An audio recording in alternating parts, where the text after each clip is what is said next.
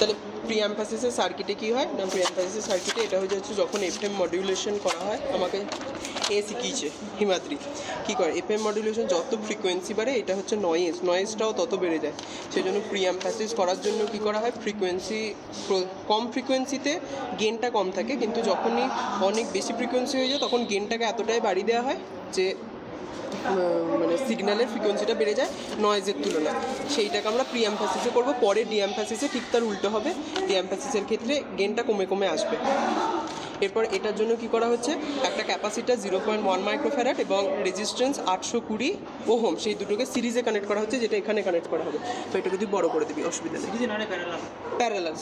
Parallel এ একটা, এটা দিত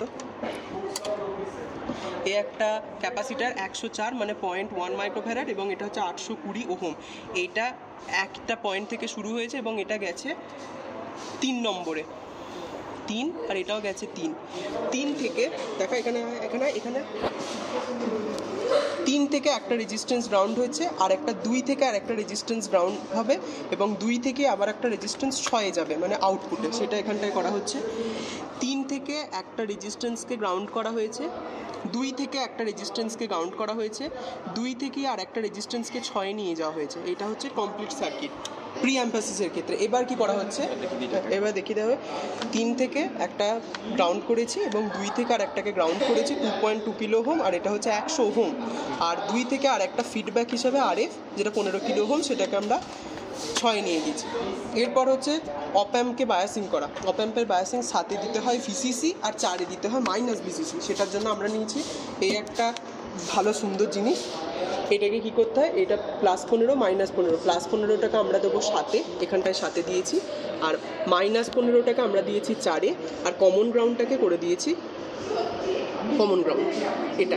এরপর আসছে ফ্রিকোয়েন্সি জেনারেটর থেকে আমরা একটা কেবল নিয়ে ফ্রিকোয়েন্সি জেনারেটরটাকে আমরা ইনপুটে দিয়েছি। ইনপুটে দেওয়ার ফলে কি হবে, ইনপুটে আমরা কি করব, যখন ভ্যালু নেওয়া হবে ইনপুটে আমরা পরপর ফ্রিকোয়েন্সিকে চেঞ্জ করে যাব, ইনপুট জেনারেটর ফ্রিকোয়েন্সিকে চেঞ্জ করবো এবং তার হিসেবে আউটপুট পাবো। আউটপুট পাওয়ার জন্য কি করেছি, সিআরও থেকে একটা চ্যানেল নিয়েছি, সিআরও থেকে একটা চ্যানেল নিয়ে তাকে 6-এ কানেক্ট করেছি পজিটিভ এন্ডকে, আর তার গ্রাউন্ডটাকে করেছি গ্রাউন্ডে দিয়েছি। এরপর ফ্রিকোয়েন্সি চেঞ্জ করছি আমরা।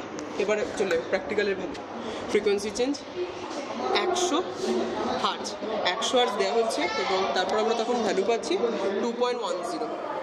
ভ্যালু চেঞ্জ করে আমরা করব 200 হার্টজে 2.12। এরপর আমরা এটাকে বাড়িয়ে যাচ্ছি, আর এখানে দেখাতে হয় না, তুই এটাতে দেখা 300 অটো, 300তে খুব সামান্যই বাড়লো, খুব বেশি বাড়েনি। 400 খুব সামান্যই বেড়েছে, খুব বেশি বাড়েনি। মেনলি বাড়বে কোথায়,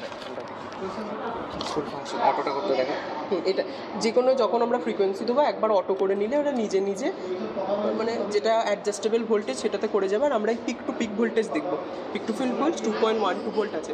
এরপর তারপরের কেস হচ্ছে টাটা ফর প্রিঅ্যাম্পাসিস। এরপর আমাদের 1000-এ যদি নিয়ে যায় কি পাবো, 1000-এ গিয়ে অ্যাকচুয়াল রাইজটা শুরু হচ্ছে, 1000-এ গিয়ে আস্তে আস্তে রাইজ শুরু হয়ে 2.26। 1000 থেকে যদি 2000-এ যায় বাড়লো 2.6, 2000 থেকে 3000-এ যদি যায় বেড়েছে 4000 দিলে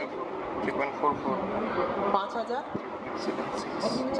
6000 বাড়ছে, এইভাবে এটা বেড়ে গেল, মানে আমরা প্রিঅ্যাম্পাসিস করতে পেরেছি। ডান গাইজ, ইয়েস।